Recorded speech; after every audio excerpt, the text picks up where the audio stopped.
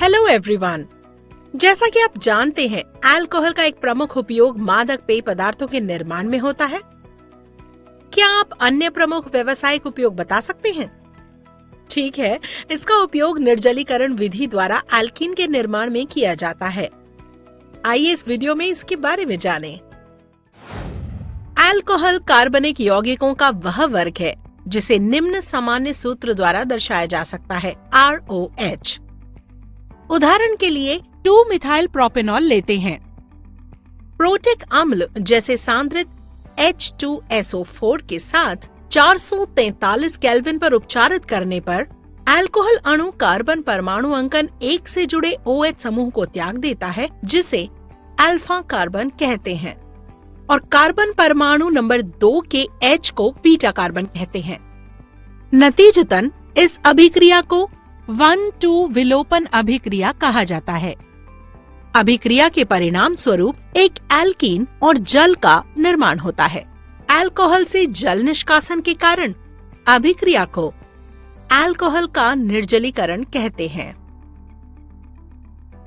इस टॉपिक में हम अल्कोहल के निर्जलीकरण की क्रियाविधि के बारे में पढ़ेंगे। अल्कोहल के प्राथमिक, द्वितीयक या तृतीयक होने के आधार पर अल्कोहल के निर्जलीकरण के लिए 2 क्रियाविधि प्रस्तावित की गई हैं। आइए हम तृतीयक अल्कोहल द्वारा प्रदर्शित E1 क्रियाविधि से आरंभ करते हैं, जो 3 चरणों में होती है।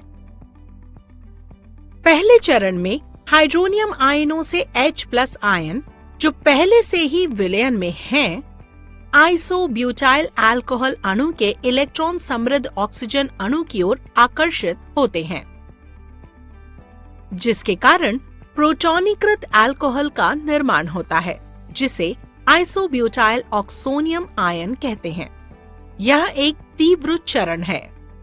दूसरे चरण में जल, जो एक अच्छा निष्कासी समूह है, ऑक्सोनियम आयन से आसानी से निष्कासित होकर कार्बधनायन मध्यवर्ती बनाता है। यह अभिक्रिया का सबसे धीमा और दर निर्धारक चरण है। अंतिम चरण में कार्बधनायन मध्यवर्ती जल को प्रोटॉन स्थानांतरित करके एल्कीन और हाइड्रोनियम आयन बनाता है। आइए अभिक्रिया के कुछ पहलुओं के बारे में जानें।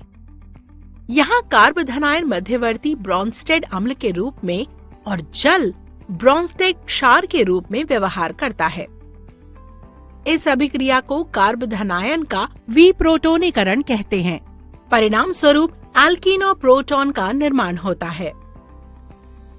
यह भी एक तीव्र चरण है। ध्यान दीजिए, चरण 1 में उपयोग किया गया प्रोटॉन चरण 3 में पुनः उत्पन्न होता है। इस प्रकार प्रोटिक अम्ल उत्प्रेरक की तरह कार्य करता है, जो अभिक्रिया में पुनः उत्पन्न होते हैं। इसके अलावा दर निर्धारक चरण में ऑक्सोनियम आयन से कार्बधनायन का निर्माण होता है।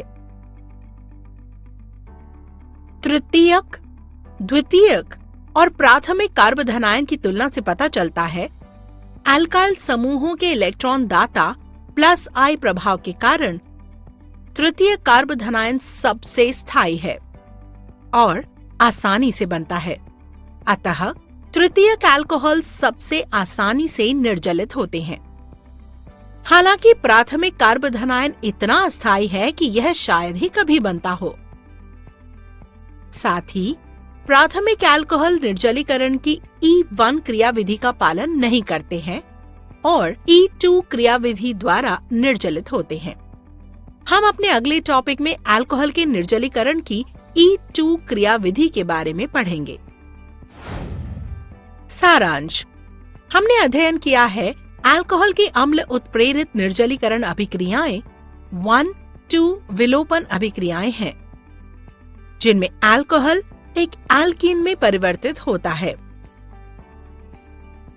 तृतीयक और द्वितीयक अल्कोहल में E1 क्रियाविधि होती है, जिनमें दर निर्धारक चरण में कार्बधनायन का निर्माण होता है। प्राथमिक अल्कोहल निर्जलीकरण के दौरान E2 क्रियाविधि का पालन करते हैं। बहुलक जैसे पॉलीविनाइल क्लोराइड, पॉलीथीन आदि हमारे जीवन में बहुत उपयोगी हैं। ये एल्कीन और उनके व्युत्पन्नों के बहुलक होते हैं। क्या आप जानते हैं कि वे अपने संबंधित एकलकों से कैसे निर्मित होते हैं? एल्कीनों की अभिक्रिया के बारे में अधिक जानने के लिए आगामी वीडियो देखें।